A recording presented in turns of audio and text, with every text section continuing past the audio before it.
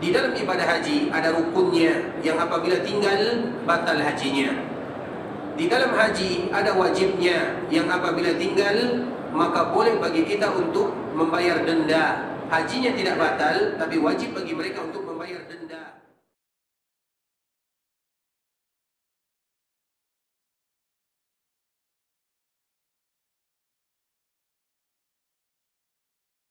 Wajilat qulubuhum, maka hati mereka akan bergetar, takut mereka kepada Allah. Wa idza tuliyat alaihim ayatuhu zadatuhum imana, dan apabila dibacakan kepada mereka ayat-ayat Allah maka bertambah keimanan mereka.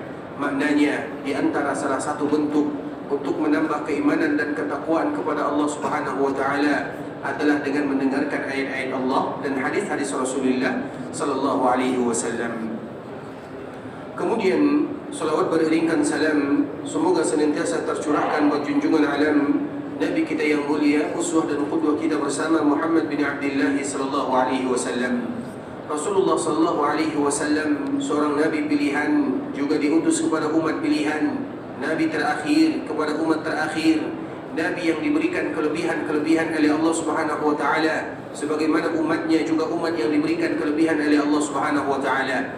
Sebagaimana kelebihan untuk Nabi sallallahu alaihi wasallam, demikian juga kelebihan yang diberikan oleh Allah kepada umat Nabi sallallahu alaihi wasallam, sehingga kita bangga dan bahagia menjadi salah satu umat baginda Nabi yang mulia, yang selalu ingin mengetahui tentang Nabi, yang selalu cinta kepada Nabi sallallahu alaihi wasallam, yang selalu ingin mengetahui, mempelajari, mendalami, menelusuri tentang Nabi itu sendiri. Bukti kita mencintai Nabi yang mulia sallallahu alaihi wasallam.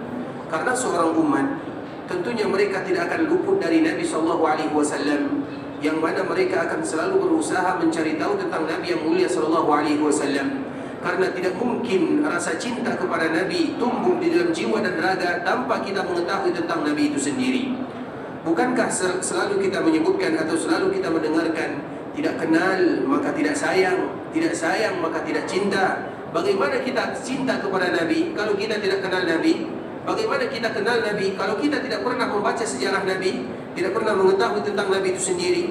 Oleh karenanya ikhwatul Islam, di antara bentuk cinta kepada Nabi sallallahu alaihi wasallam adalah mengetahui, mempelajari sejarah Nabi, hadis-hadis Nabi, bahkan berusaha menerapkan sunnah Nabi dalam kehidupan sehari-hari. Itu baru namanya cinta kepada Nabi sallallahu alaihi wasallam.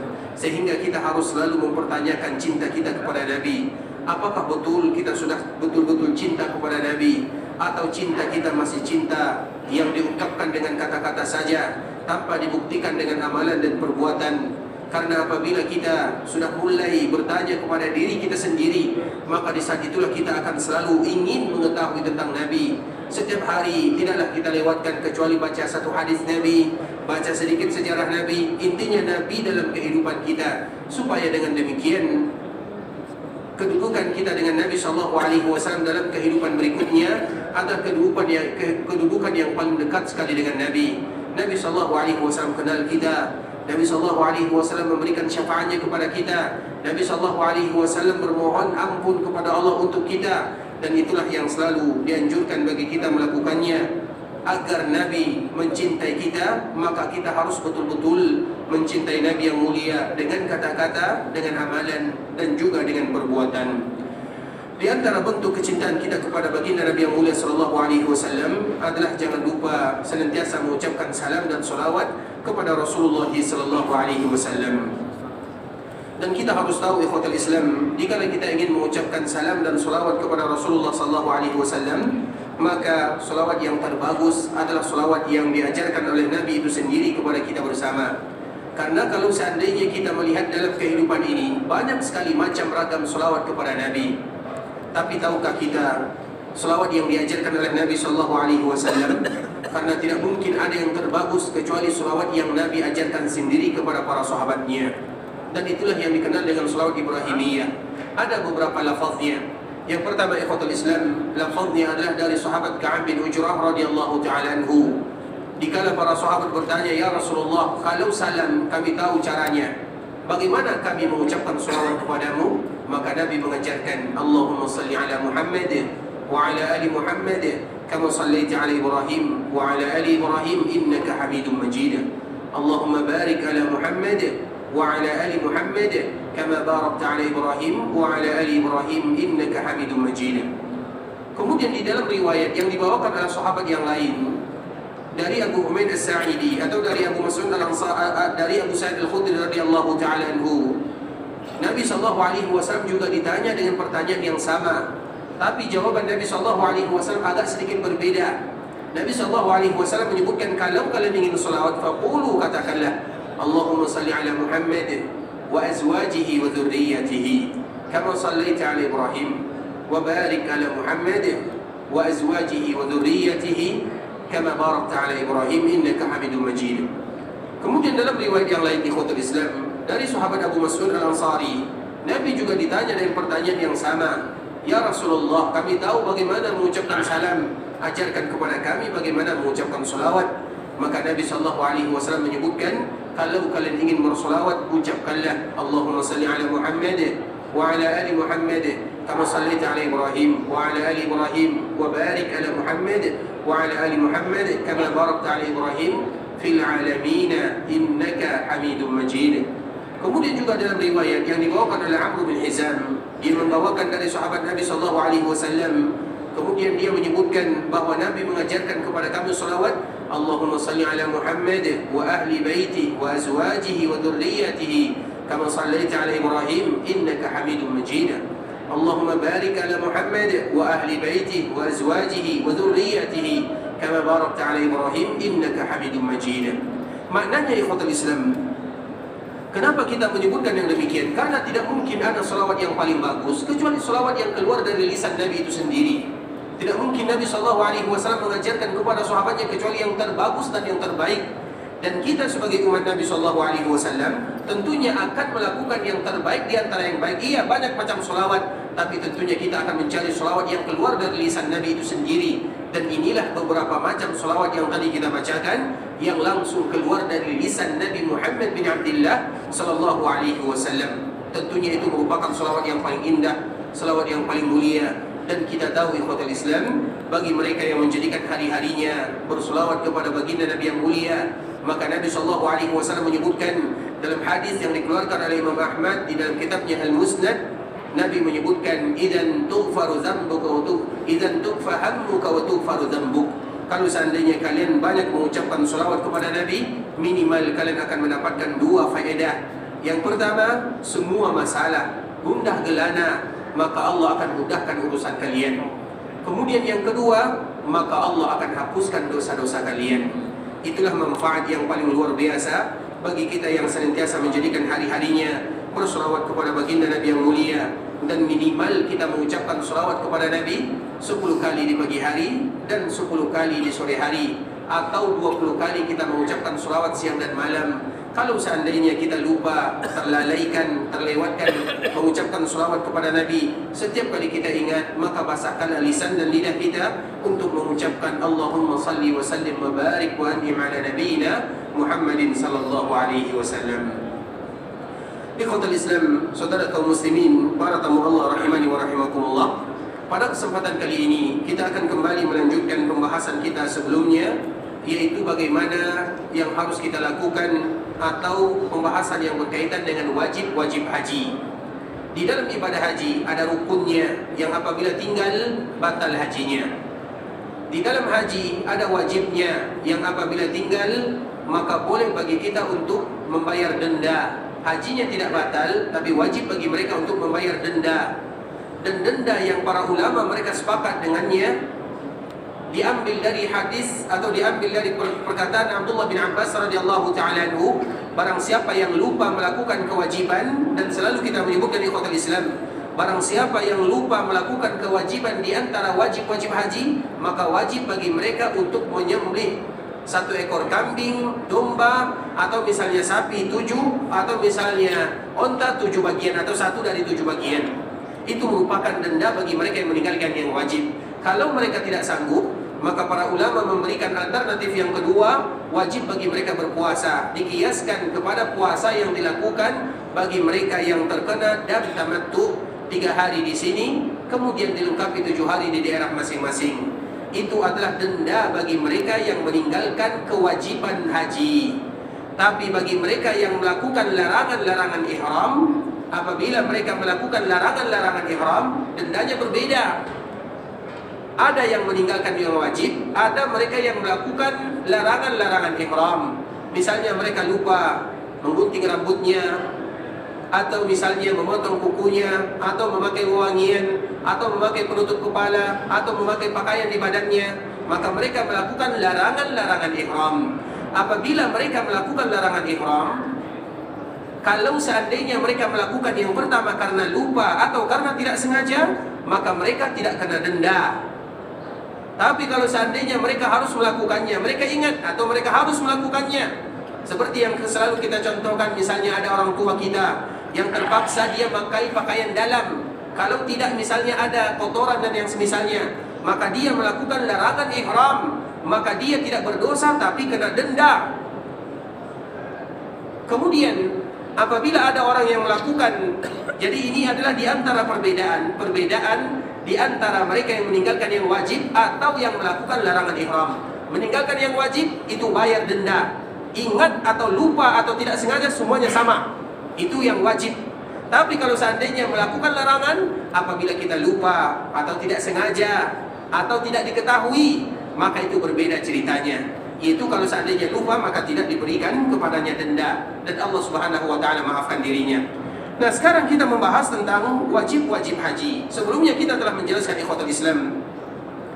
Di antara wajib haji yang keempat adalah al-mabit di Muzdalifah. Mabit di Muzdalifah. Mabit di Muzdalifah. Mabit itu diambil dari kata-kata bata yabitu. Bata itu artinya bermalam. Maknanya berarti mereka harus menjadikan malamnya di Muzdalifah. Dan Muzdalifah itu memiliki beberapa nama. Yang pertama namanya adalah Muzdalifah. Yang kedua namanya adalah Masy'aril Haram. Dan yang ketiga namanya adalah Jam'un. Itu semua merupakan nama di antara nama-nama Muzdalifah.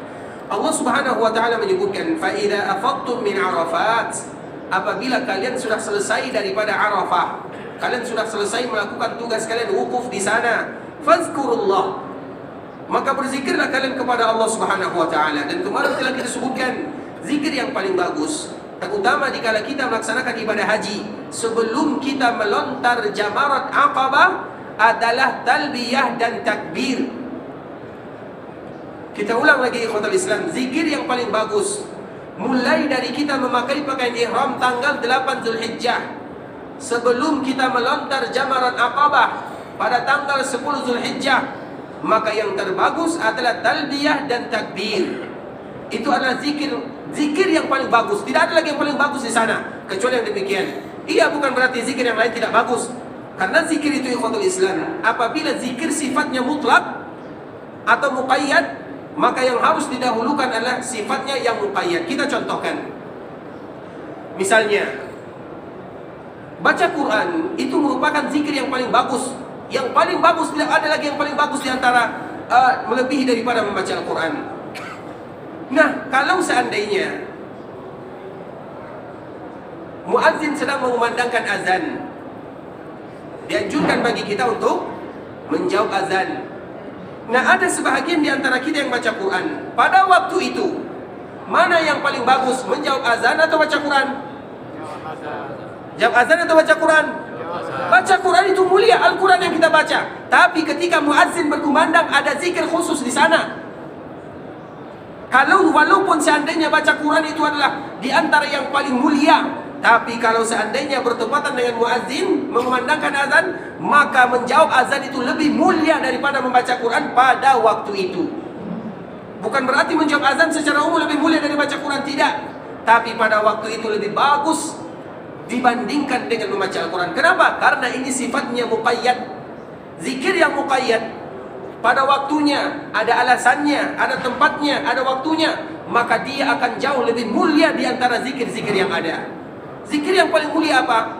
La ilaha illallah, fa'lam annahu la ilaha illallah. Afdalu zikri la ilaha illallah. Zikir yang paling agung la ilaha illallah. Tapi kalau seandainya setelah kita salat, setelah kita mengucapkan salam, setelah kita mengucapkan salam ke kanan, salam ke kiri, apa zikir yang paling bagus? Astaghfirullah atau kalimat istighfar. Padahal yang paling mulia adalah la ilaha illallah. Tapi setelah sholat yang paling mulia adalah kalimat istighfar, astaghfirullah, astaghfirullah, astaghfirullah. Maknanya ikhwatul Islam, apabila ada zikir muqayyad, muqayyad itu artinya zikir yang terikat dengan waktu dan tempat, yang apabila tidak ada tempatnya, hilang waktunya, hilang pula zikirnya.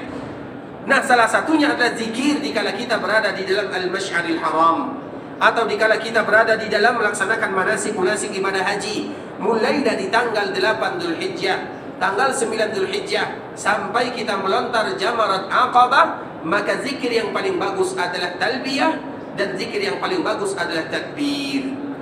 Sebagaimana hadis Nabi SAW, afdalul haji al-hajju was-sajju. Haji yang paling bagus adalah menyembelih dam dan juga mengucapkan kalimat talbiyah, labbaik Allahumma labbaik, labbaik la syarika lak labbaik, innal hamda wan ni'mata lak wal mulku la syarika lak. Sehingga dikala kita berada di Muzdalifah, misalnya dikala kita bertolak dari Arafah menuju Muzdalifah, maka tidak ada salahnya kita mengingatkan diri kita sendiri atau kita juga mengingatkan saudara kita. Mengingatkan saudara itu ikhwatul Islam cukup dengan kita memulainya. Karena kadang-kadang dikala kita berada di dalam kendaraan atau dikala kita berpindah dari satu tempat kepada tempat yang lainnya, kadang kita disibukkan dengan yang lain. Bukan berarti saudara kita lupa atau tidak ingin mengucapkannya, tapi apabila ada yang memulai, maka yang lain akan memulainya. Makanya apabila kita berada di Muzdalifah atau dari Arafah menuju Muzdalifah, perbanyaklah mengucapkan labbaik Allahumma labbaik, labbaik la syarika lak labbaik. Ingat ikhwatul Islam, apabila kita termasuk orang yang menghidupkannya, yang memulaikannya, yang mengeraskan suaranya, kemudian diikuti oleh saudara-saudara kita yang lainnya, maka semua saudara kita yang tadi mengikuti talbiyah karena kita, maka kita akan mendapatkan semua pahala yang mereka dapatkan. Karena kita yang memulai. Karena di waktu ini adalah waktu yang terlalaikan. Dari Arafah menuju Muzdalifah, itu waktu yang lalai. Orang penat karena mereka sudah berdoa di Arafah sampai matahari terbenam. Kemudian mereka pergi ke Muzdalifah. Tiba-tiba ada orang yang berzikir mengucapkan talbiyah, itu pahalanya luar biasa. Karena orang sudah lelah, sudah penat, sudah lalai, sudah tidak terpikirkan lagi zikir tersebut. Bahkan sebagian kaum muslimin, mereka lebih fokus mencari batu untuk dijadikan melontar. Maka kita keedahnya di dalam agama ikhwatul Islam, apabila beribadah di waktu-waktu yang manusia lalai di sana, maka pahalanya akan dilipat gandakan oleh Allah Subhanahu wa taala. Kita contohkan salat duha. Salat duha, waktu yang paling bagus bagi kita, waktu awal daripada salat duha itu kapan? Kapan awal waktu duha? Ketika syuruk. Awal duha ketika syuruk. Akhir duha kapan? Sebelum zawal, kira-kira 15 atau 20 menit sebelum zuhur. Itu adalah batasan waktu duha. Nah, kapankah waktu duha yang paling bagus bagi kita mengerjakannya? Yang paling bagus bagi kita mengerjakannya ikhwatul Islam, kurang lebih setengah jam sebelum zuhur atau di akhir-akhir waktu duha. Kenapa itu adalah waktu duha yang paling bagus bagi kita melakukannya? Karena waktu ini adalah waktu manusia lalai melakukannya. Mereka lelah bekerja, kemudian mereka lupa. Apabila ada orang yang sholat di sana, maka waktunya tidak akan sama dengan mereka yang melakukan duha di awal waktu atau di pertengahan waktu. Karena manusia lalai di sana. Sama dengan contoh yang lain di ikhwatul Islam. Sholat malam, kapan boleh bagi kita untuk melakukan sholat malam? Awal startnya setelah isya, akhirnya sebelum fajar, sebelum subuh. Kapan waktu yang paling bagus? Sepertiga malam terakhir. Kenapa sepertiga malam terakhir? Karena manusia lalai di sana. Mereka disibukkan dengan tidurnya karena mereka sudah lelah. Kemudian tiba-tiba ada orang yang bangun. Mereka berwudu, mereka bertakbir, kemudian mereka beribadah, berdoa kepada Allah. Di waktu itulah Allah akan mudah mengabulkan doa dan permintaan mereka. Kenapa? Karena waktu ini adalah waktu yang dilalaikan. Maknanya ikhwatul Islam, apabila kita beribadah di waktu yang orang itu sudah mulai lalai, lelah, penat, maka di waktu itu pahalanya juga tidak main-main diberikan oleh Allah Subhanahu wa taala. Salah satunya adalah dikala kita bertolak dari dari Arafah menuju Muzdalifah, waktu yang mana semua kita sudah disibukkan dengan yang lainnya. Maka Allah Subhanahu wa taala mengingatkan kepada kita bersama, fa idza afattum min arafatin fazkurullah. Apabila kalian mulai meninggalkan Arafah, sebelum kalian menuju Muzdalifah, maka zikir dulu kepada Allah. Ingat dulu Allah Azza wa Jalla. Maknanya setelah kita dari Arafah menuju Muzdalifah, maknanya sebelum sampai di Muzdalifah, maka yang paling bagus kita ucapkan adalah takbir, ataupun kita mengucapkan talbiyah. Yang mana saja kita ucapkan maka tidak menjadi masalah. Karena memang sebahagian sahabat Nabi dikala mereka beranjak dari Arafah menuju Muzdalifah, sebahagian mereka takbir, sebagian mereka talbiyah. Yang takbir tidak mengingkari talbiyah, yang talbiyah juga tidak mengingkari mereka yang bertakbir. Dan Nabi ada bersama mereka, sama-sama diizinkan oleh baginda Nabi yang mulia sallallahu alaihi wasallam. Yang tidak boleh itu adalah diam-diam saja. Oleh karenanya ikhwatul Islam, dianjurkan bagi kita untuk ingat akan ayat ini, fadhkurullaha, maka ingatlah Allah Subhanahu wa taala. Kemudian indal masy'aril haram, terutama dikala kalian sampai di al-masy'aril haram. Masy'aril haram adalah nama lain dari kalimat Muzdalifah. Karena memang Muzdalifah itu adalah batas akhir daripada tanah haram yang ada di Mekah. Setelah Muzdalifah adalah Arafah. Arafah bukan lagi termasuk bagian daripada tanah haram. Kemudian ikhwatul Islam, kita dianjurkan, diwajibkan, bukan dianjurkan, diwajibkan bagi kita yang ada di Muzdalifah, kita ulang lagi, diwajibkan bagi kita yang datang ke Muzdalifah, bata biha hatta asbah, hendaklah mereka tinggal di dalamnya, bermalam di Muzdalifah sampai subuh masuk. Maknanya salat subuh di sana. Kemudian warakhasa, Nabi SAW memberikan keringanan lidu'afa wa nisa'u sibyan, bagi mereka para wanita, orang-orang yang lemah, anak-anak, orang yang sakit, atau misalnya aparat keamanan, atau petugas haji, ataupun yang lain semisalnya. Apabila mereka ada tugas demi kemaslahatan jemaah haji, atau karena kesehatan mereka sendiri, diizinkan.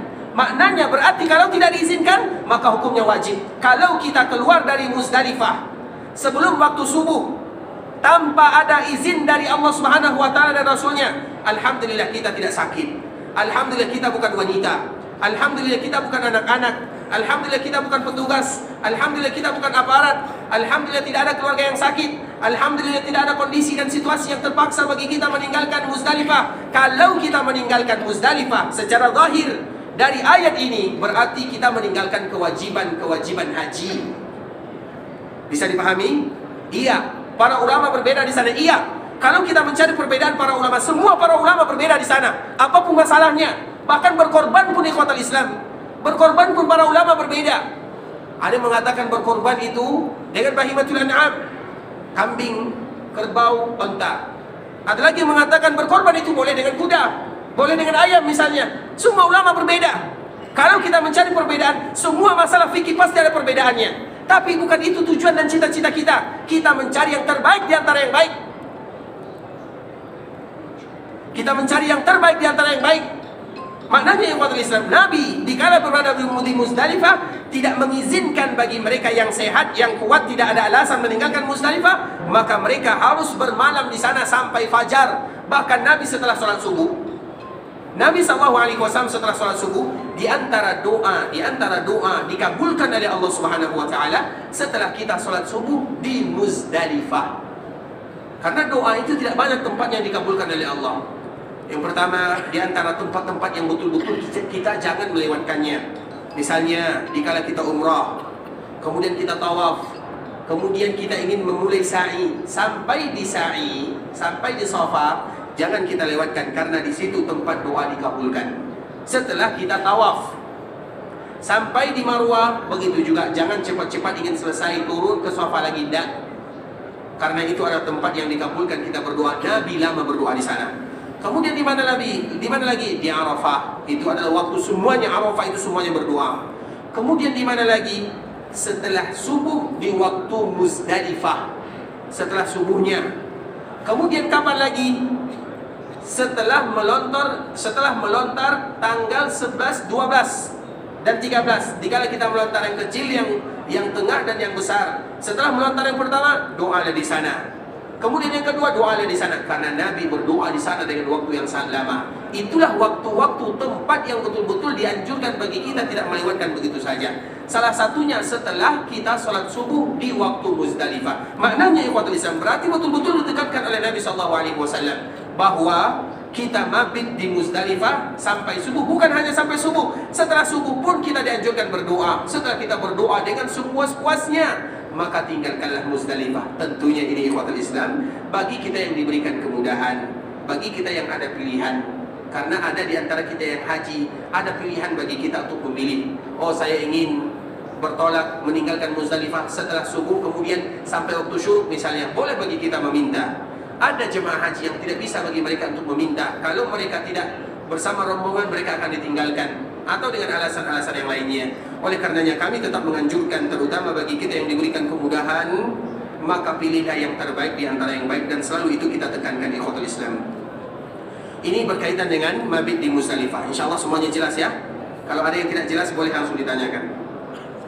Kemudian ikhwatul Islam, yang kelima di antara kewajiban haji adalah ramyu jamratil aqabah yauman nahar qabla zawal wa ba'dahu. Melontar jamarat Aqabah. Aqabah itu adalah sebuah tempat yang ada di Mina, perbatasan Mina dengan Mekah. Makanya dulu Nabi SAW dikala berdakwah, maka Nabi SAW berdakwahnya kepada orang-orang yang berada di Mina. Makanya kita kenal dengan ada yang namanya perjanjian Aqabah. Aqabah pertama, Aqabah kedua. Ternyata disitulah Nabi SAW menawarkan Islam. Karena di awal Nabi berdakwah kepada orang-orang Mekah, jangankan diterima, malah Nabi SAW diberikan ancaman yang luar biasa. Bahkan Nabi diboikot, Nabi SAW dikucilkan, Nabi dipermainkan, banyak yang dirasakan oleh Nabi. Kemudian Nabi berdakwah kepada orang luar. Dikala ada jemaah haji yang datang, maka Nabi menawarkan dirinya. Salah satu tempat Nabi menawarkan dirinya berdakwah adalah di sebuah tempat yang ada di Aqabah. Aqabah itu tempat yang ada di Mina, makanya disebut dengan Aqabah.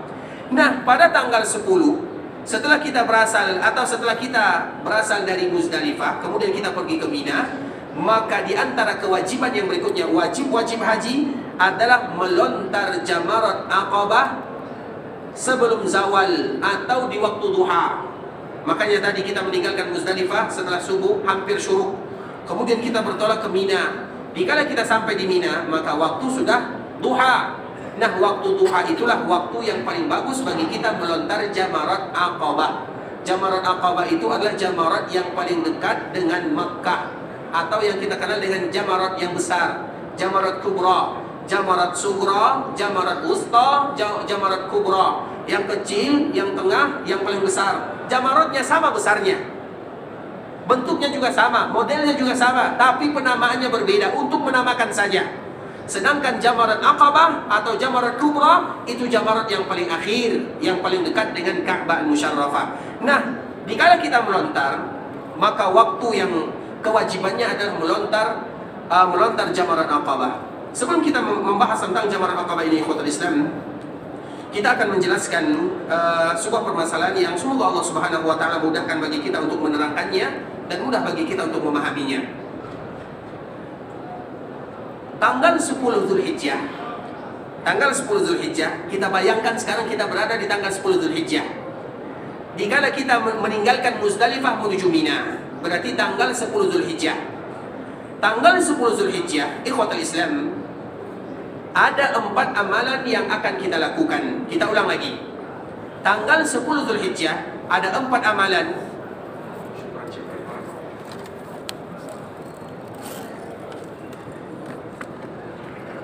Kita ulang lagi ya, agar kita lebih fokus.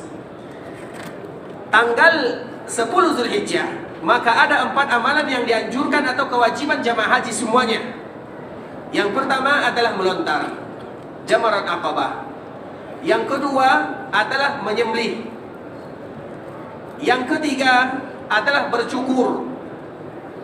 Yang keempat adalah tawaf ziarah, atau yang disebut dengan tawaf ifadah, ranhat, ramyu, nahar, halak, tawaf, disebut dengan ranhat. Itu adalah 4 amalan yang akan kita lakukan pada tanggal 10 Zulhijjah. Makanya tanggal 10 Zulhijjah ini disebut dengan Hajjun Akbar. Hajjun Akbar itu, semua kita akan mendapatkan Hajjun Akbar. Karena tanggal 10 itu adalah Hajjun Akbar, di mana amalan kita amalan yang paling banyak dibandingkan dengan hari-hari yang lainnya.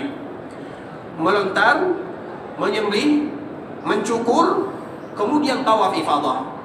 Nah, semua jemaah haji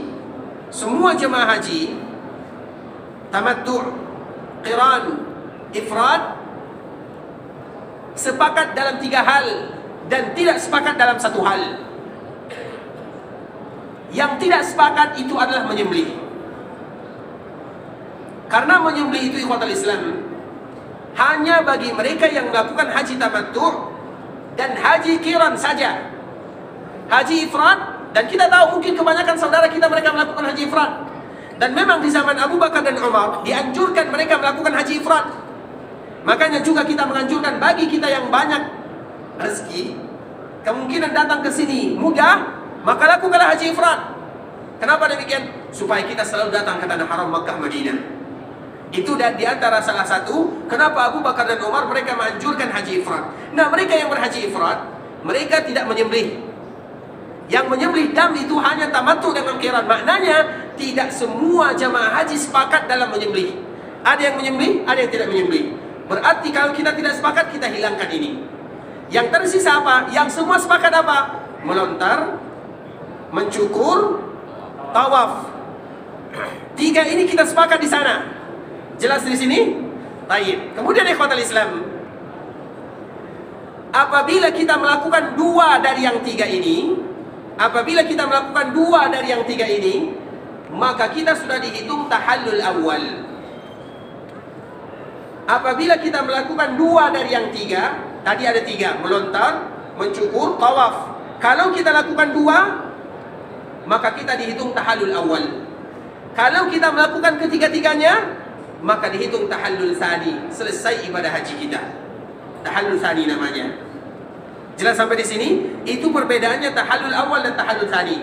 3 ini, kalau kita melakukan 2 dari yang 3, kita sudah tahallul awal. Kalau kita melakukan ketiga-tiganya, kita sudah tahallul tsani. Baik. Kemudian ikhwatul Islam, pada tanggal 10 Zulhijjah ini juga, apapun yang kita lakukan, apapun yang kita dahulukan, apapun yang kita akhirkan, maka semuanya boleh. Misalnya, kita contohkan pada tanggal 10, di malamnya kita ke Muzdalifah. Kemudian kita sampai di Mina. Sampai di Mina, kita langsung cukur rambut kita ini. Boleh atau tidak? Boleh atau tidak? Boleh atau tidak? Langsung cukur rambutnya. Dan itu yang paling mudah. Tapi dikala kita mencukur rambut, apakah kita sudah dihitung sebagai tahallul? Sudah dihitung tahallul atau belum? Belum, karena kita baru melakukan 1. Makanya selalu kita menyebutkan, mencukur itu bukan tahallul namanya. Antara tahallul dengan mencukur 2 kalimat yang berbeda.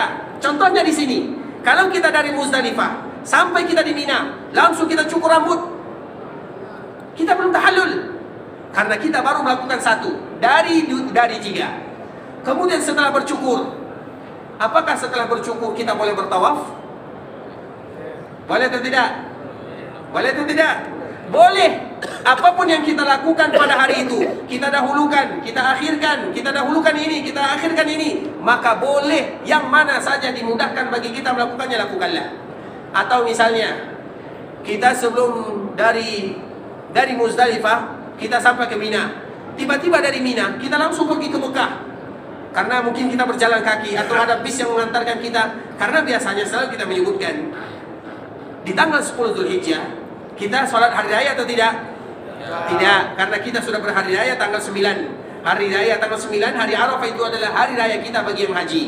Bagi mereka yang tidak haji, hari rayanya tanggal 10. Nah, biasanya Masjidil Haram itu kalau di pagi harinya setelah syuruk, setelah hari raya, itu orang tidak ada. Ada sebagian jemaah haji dari Muzdalifah, kemudian mereka mungkin singgah di Mina, atau mereka langsung menuju ke Masjidil Haram untuk tawaf. Boleh atau tidak? Boleh atau tidak? Dan tawaf pada waktu itu adalah tawaf yang paling indah. Kenapa tidak ada orang yang tawaf? Orang di mana pada waktu itu? Di Mina semuanya sedang melontar, karena biasanya yang pertama kali kita lakukan adalah melontar. Makanya kalau sesekali di rumah tidak menjadi masalah. Bisa dipahami? Tapi jangan coba-coba ya. Kalau coba-coba jangan.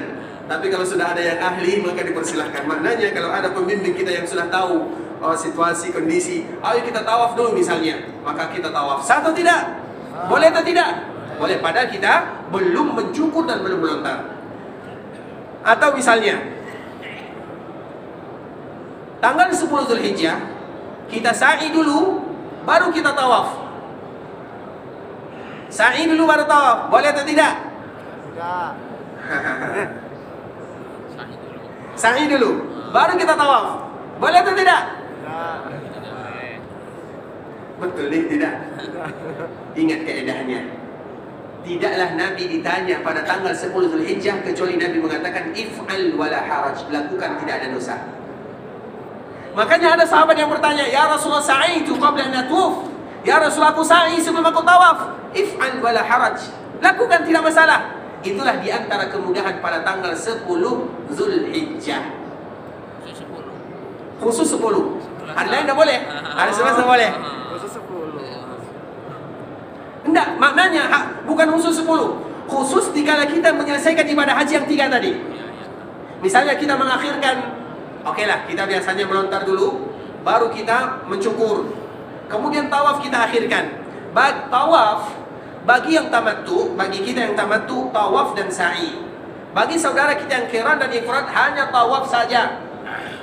Kalau mereka sudah sa'i sebelumnya, mereka tidak sa'i lagi. Karena tamattu 2 sa'inya, qiran dan ifrad 1 sa'inya. Kalau mereka di awal kedatangan mereka sudah sa'i, mereka tidak lagi sa'i. Tapi di awal kedatangan mereka belum sa'i, maka mereka harus sa'i. Bisa dipahami? Kalau kita yang tamattu itu sa'inya 2 kali. Baik.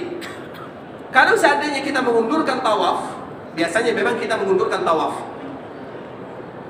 Kemudian setelahnya kita mendahulukan sa'i, baru kita tawaf, sah atau tidak? Amalan ini ikhwatul Islam, amalan yang tiga ini, maka manapun yang kita dahulukan tidak menjadi masalah. Makanya kita sebutkan ikhwatul Islam. Sekarang kita sebutkan di antara dalil-dalil yang disebutkan oleh Nabi SAW. Nah, di antara salah satu yang dianjurkan, diwajibkan bagi kita adalah melontar jamaran Aqabah.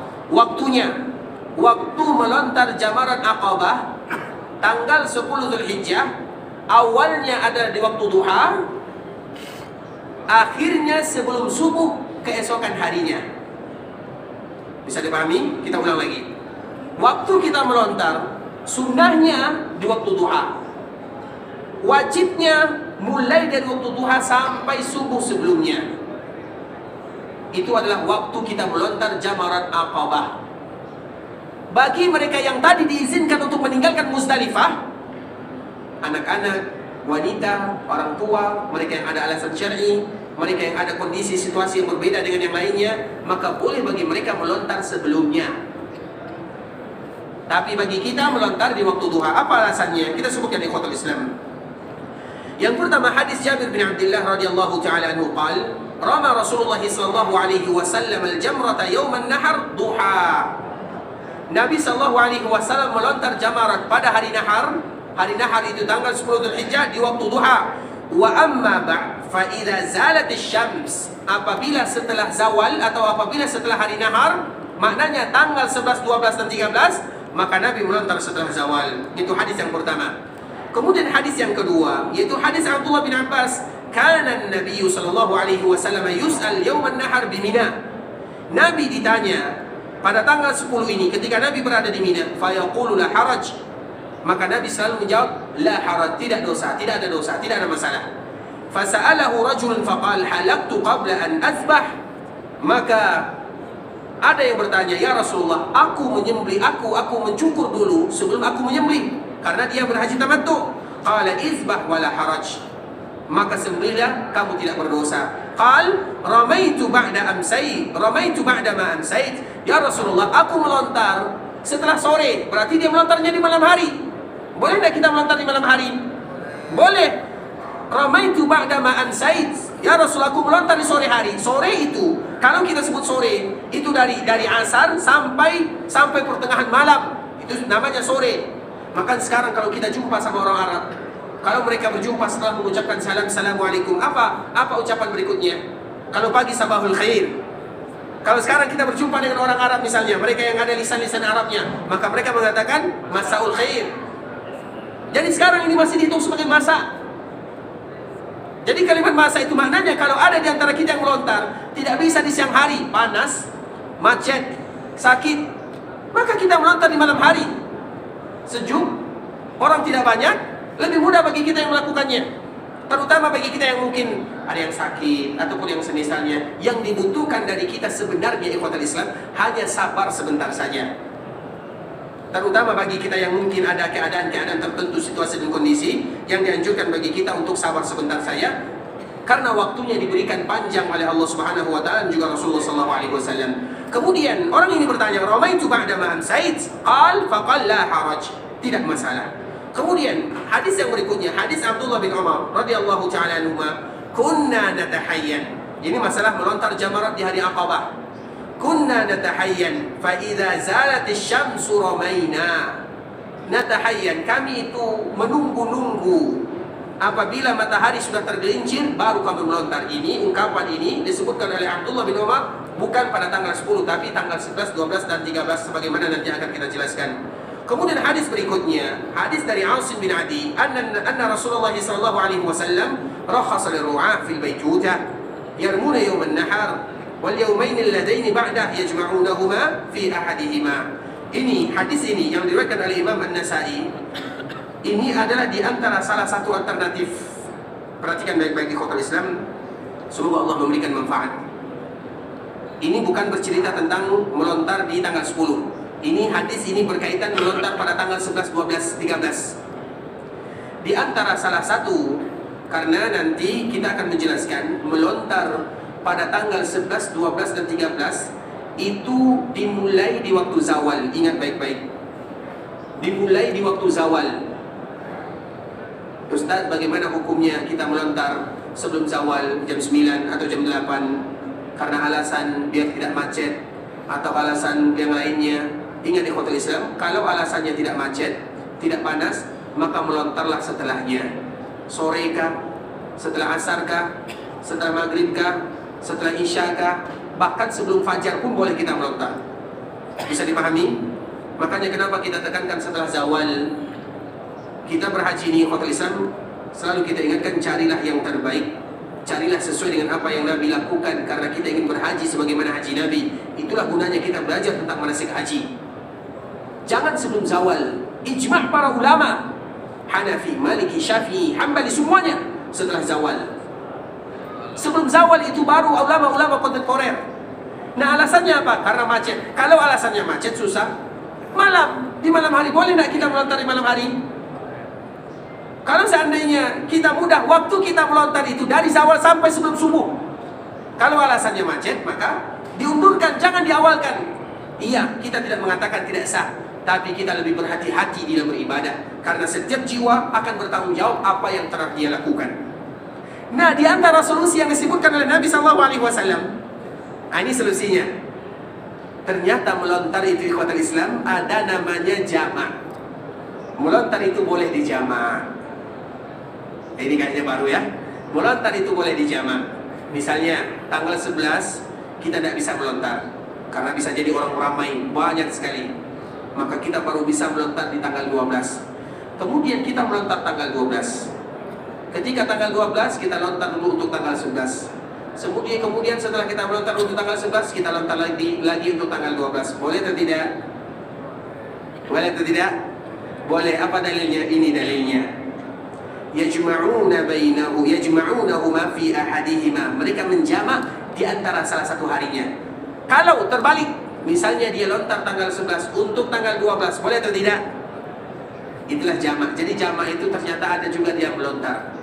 Dan ini juga dikuatkan oleh para ulama yang lainnya. Dan di antara ulama yang paling menekankan, terutama untuk memberikan kemudahan. Ternyata untuk mendapatkan kemudahan itu masih ada alasan yang lain.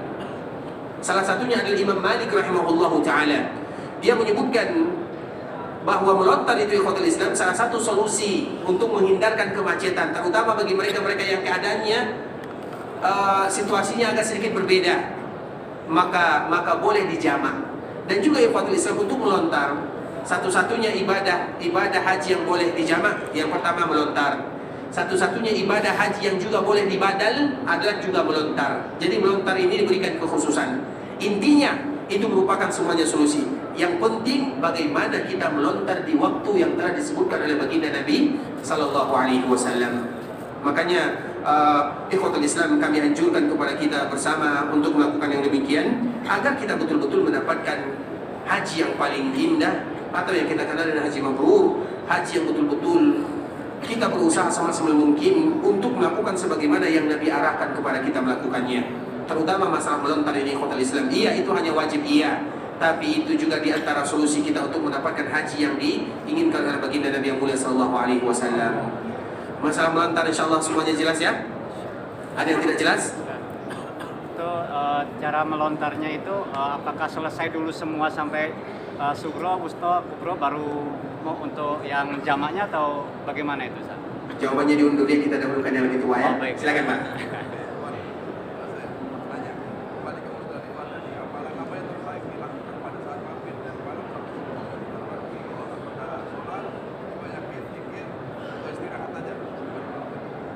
Barakallahu fikum, sehat selalu Pak ya. Barakallahu fikum, Allah jika khairan. Tapi ikhwatul Islam, pertanyaannya, maaf ya kita dahulukan yang kedua ya, insyaallah. Amalan apa yang kita mundur sedikit ke belakang? Amalan apa yang paling bagus dikala kita mabit di Muzdalifah? Apa yang paling bagus kita melakukannya? Yang paling bagus bagi kita melakukan dikala kita mabit di Muzdalifah adalah tidur nyenyak. Tidur yang paling bagus. Kenapa? Karena keesokan harinya kita akan melakukan pekerjaan yang berat. Makanya disebut dengan haji besar. Tanggal 10 itu adalah amalan yang paling banyak bagi kita melakukannya. Melontar jamarat itu tidak mudah. Coba bayangkan 4 juta, 3 juta orang berkumpul melontar jamarat. Kapan kita akan sampai di sana?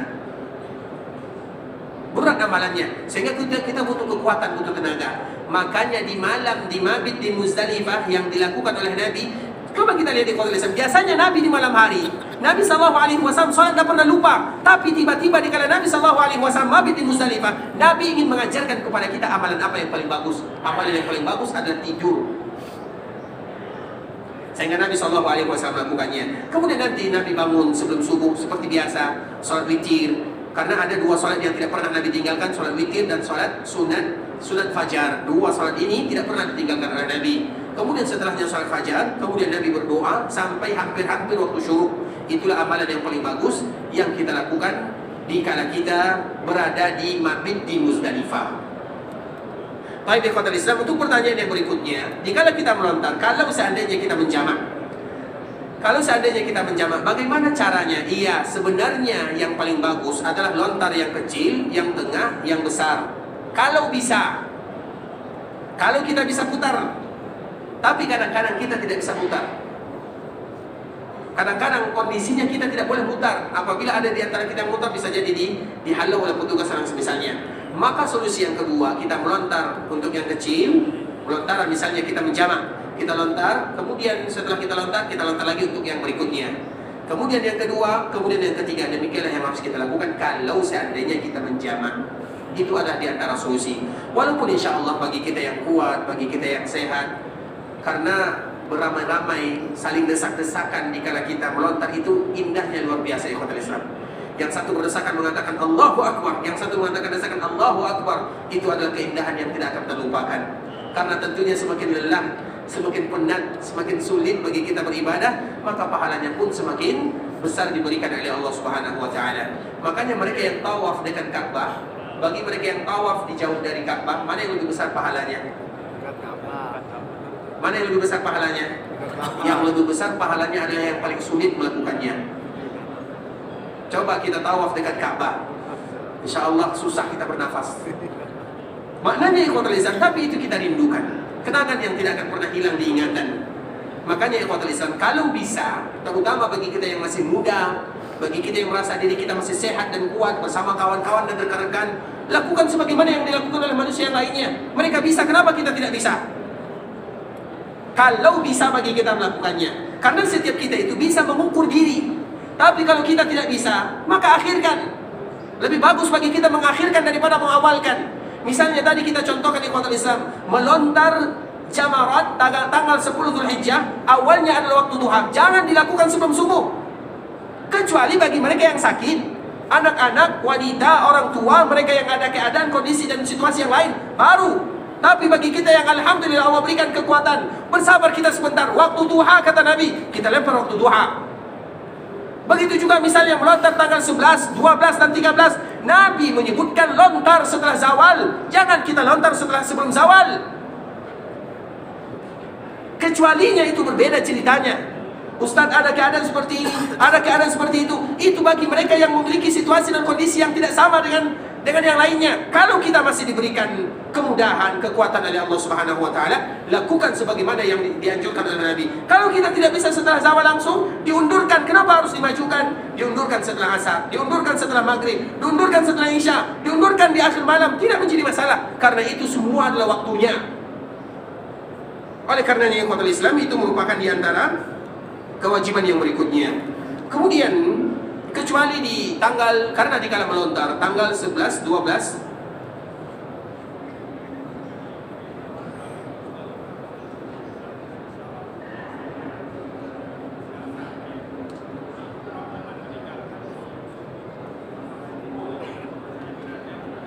sebelum subuh tidak sakit.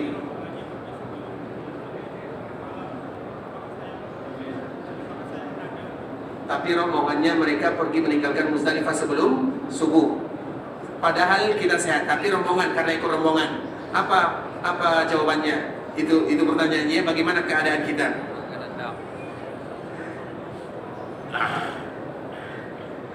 Sebentar ya. Apa bagusnya jawabannya? Memang iya. Makanya nanti ikhwatul Islam, makanya kenapa kami berani berbicara seperti ini. Kami mohon maaf ya, karena sebelumnya kami tidak berani berbicara seperti ini. Karena rata-rata kita haji apa sekarang kita ini? Haji plus, haji furoda, haji mandiri, iya kan? Ada di antara sini yang masih haji reguler? Ada? Jangan buang uang. Sudah habis. Sia-sia.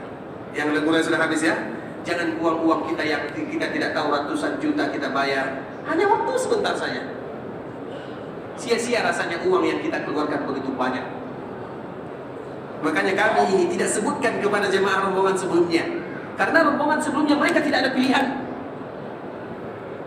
Apalagi mereka semuanya rata-rata tua. Di sini jemaah haji mungkin 50, 40, 50. Alhamdulillah banyak yang muda-muda. Waktunya cuma 1 jam selisihnya. Kenapa harus kita cepatkan? Makanya bilang sama ketuanya, subuh.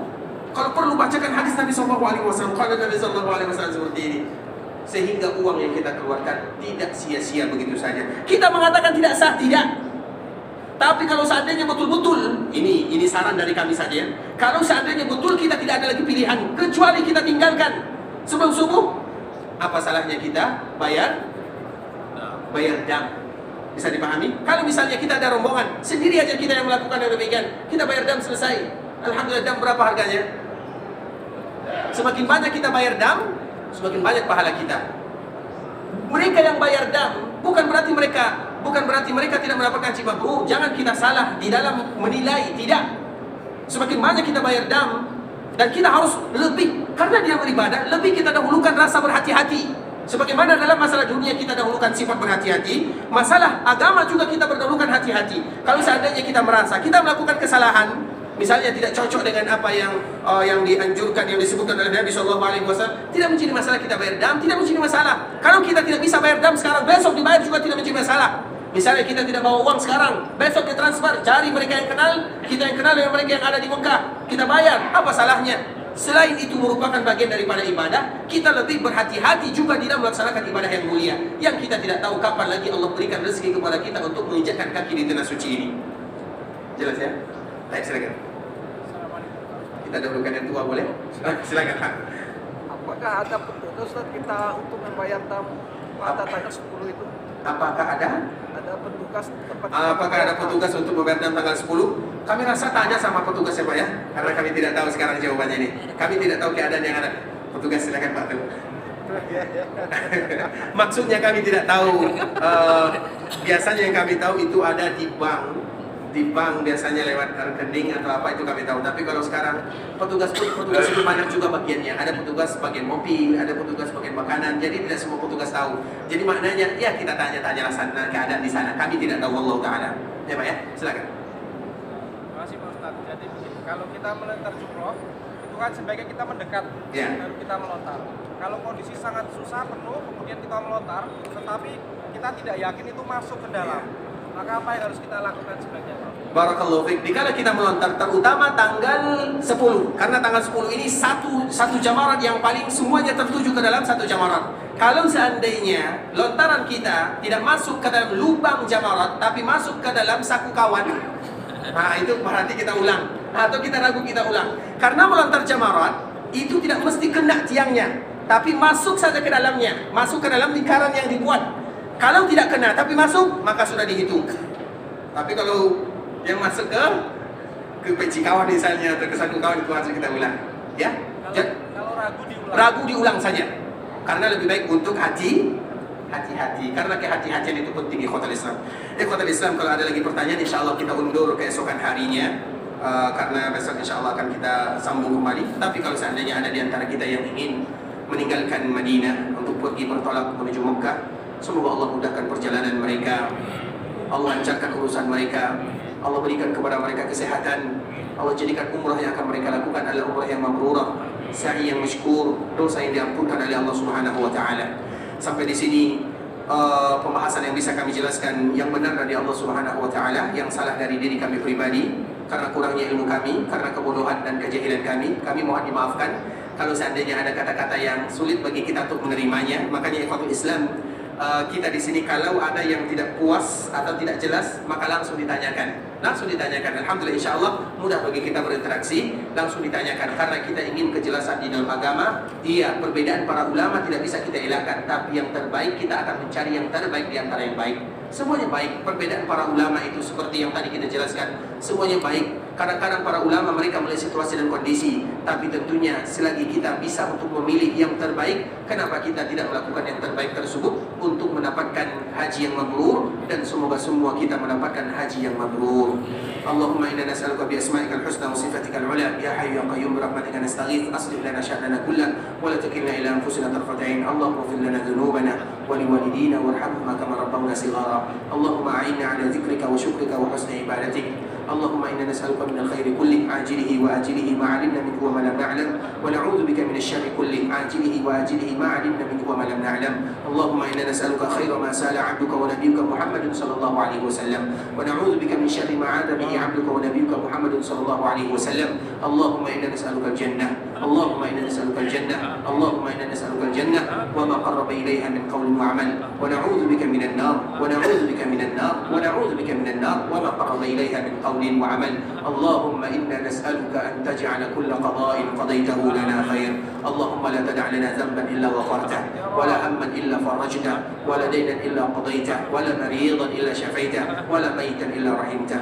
اللهم تقبل منا صلاتنا وصيامنا ودعاءنا وركوعنا وسجودنا وكل عبادتنا يا الله، إنك أنت السميع العليم، وتب علينا إنك أنت التواب الرحيم. ربنا ظلمنا أنفسنا وإن لم تغفر لنا وترحمنا لنكونن من الخاسرين. ربنا آتنا في الدنيا حسنة وفي الآخرة حسنة وقنا عذاب النار. وصل اللهم وسلم على نبينا محمد وعلى آله وصحبه وسلم تسليما كثيرا. السلام عليكم ورحمة الله وبركاته.